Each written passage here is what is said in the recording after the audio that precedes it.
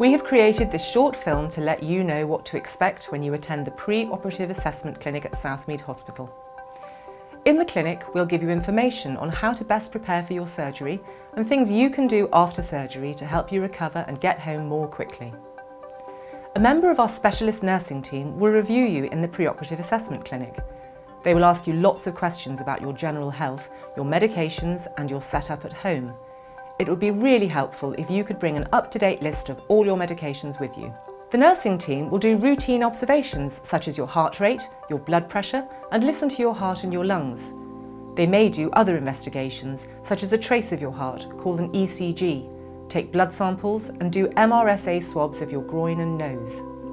Sometimes you will also ask you to see an anaesthetic doctor who will explain the anaesthetic process and the type of pain relief you will receive after your specific surgery. On occasion, you may be asked to come back for an additional appointment to see a specialist doctor, or for more specialised investigations to help assess how your body will respond to surgery. For example, you might need to have a scan of your heart, called an echocardiogram, or it might be helpful to have lung function tests to assess how well your lungs work. Sometimes you'll be asked to do a cardiopulmonary exercise test, where you will ride an exercise bike so we can see how your heart and lungs respond to exercise. A member of the anaesthetic team will review the results of all these investigations prior to your surgery. During your pre-op appointment, a member of our team will review the medications you are on. This may be a nurse, a pharmacist or an anaesthetist. They will discuss with you the management of your medication before your admission to hospital and during your hospital stay. If you are anemic, have diabetes or high blood pressure that is not optimally controlled, we may suggest changes to your medication or advise you to see your GP. This sometimes means delaying your surgery to give the changes in medication a chance to work. We know that any delays to surgery can be upsetting, but evidence suggests that better control of diabetes and high blood pressure and appropriate treatment of anemia ensure you have the best chance of healing well, a reduced risk of complications in the immediate post-op period, and above all, a speedy recovery back to good health. There is also good evidence that patients who maintain routine physical exercise before surgery have a smaller chance of complications and are more likely to have a shorter stay in hospital. Because of this evidence, we ask all patients to try to maintain or even increase their activity levels before their operations. For patients who have a reasonable level of fitness, we recommend they try and double their daily activity levels. For example, if you already walk 15 minutes every day, why not try and double that? The Chief Medical Officer advises that everyone should do 2.5 hours of moderate exercise every week. We know this won't be achievable for everyone, but there are simple exercises which require no equipment that you can do at home to help you prepare for surgery. For example, perhaps when you are sat watching TV, every time the adverts come on, you could do a sit-stand test. This is where you stand up and sit back down again as many times as possible in 30 seconds. Or if you have stairs at home, perhaps you could set yourself a challenge of climbing them a set number of times per day.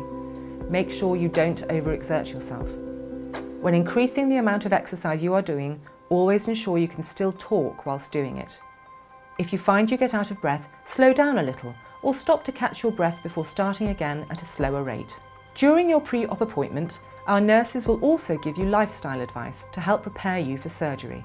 For example, if you drink alcohol, the nurse may suggest that you try to reduce the amount of alcohol you consume. This is because alcohol can reduce the function of your heart and it can cause dehydration.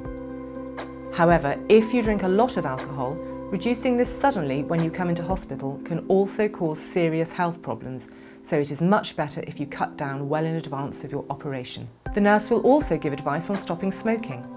In addition to the general health risks associated with smoking, research has shown that smoking increases the risk of heart and lung complications after surgery, increases the time it takes for your wound to heal, and lengthens your stay in hospital after surgery. Depending on the type of surgery you are having, you and your friends or family may be invited to attend surgery school to further discuss things you can do to improve your fitness for surgery and help reduce the risk of complications. Other patients may have a consultation with one of the enhanced recovery nurses. This will be on the same day as your pre-operative assessment appointment. Some operations have a long waiting list, which means it may be several months before you come into hospital for your actual operation. At the end of your pre-op appointment, we will give you a business card with our phone number on it. It is really important that you let us know on this number if you start any new medicines. It is also very important that you let us know if any of your existing medical conditions get significantly worse, or if you develop a new illness around the proposed date of surgery. We particularly want to know if you develop diarrhoea or vomiting, a high temperature, if you have been prescribed antibiotics by your GP, or if you have a cut or infection over or near the site of the operation. Knowing about these conditions helps us to know when is the safest time for your operation to take place. The pre-operative assessment clinic can take several hours because it is important that we get all the information we need, do all the necessary investigations, and that you see everyone you need to. We try as hard as possible to keep it to a minimum, but please be aware you may be with us for a while. We hope you have found this film helpful.